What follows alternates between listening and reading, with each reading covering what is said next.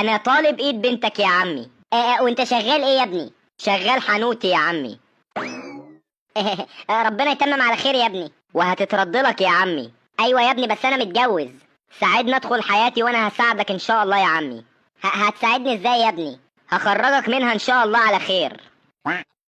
يا نهار اسود، وانت معاك فلوس يا ابني تعرف تتجوز وتفتح بيت؟ ان شاء الله يا عمي، انا معايا بالميت يعني 50,000 جنيه. ازاي يا ابني؟ ده الدهب لوحده يكلف اكتر من كده. يا عم انت ما تعرفش انا مخرج كام واحد من الدنيا بالفلوس دي. بص يا ابني، انا بنتي ما تنفعكش، مش بتاعه جواز وطالعه لامها، واخلاقها بايظه يا ابني زي امها، وانا راجل صايع وسكري وبتاع نسوان. يا عم الدنيا دواره، واللي انت عشته في الصياعه جه اليوم اللي هيترد لك اهو. ازاي يا ابني؟ يعني كل واحد بيحفر حفرته بايده والدنيا بتخلص بس انت توافق يا عمي؟ انت ليه يا ابني محسسني ان انا قاعد قدام عزرائيل؟ بص يا ابني، شكلك طيب وانا قررت ان انا اساعدك. دهب امها ما عادتش بتلبسه وهبيعهولك بنص التمن. وافصل انت.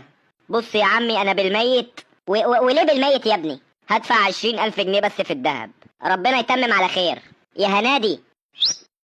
ايوه يا بابا. يلا يا عروسه، اتغسلي كويس والبسي ابيض فابيض وتعالي معايا. صلي على النبي واستهدى بالله يا ابو السيد. هيدفنها يا ام السيد.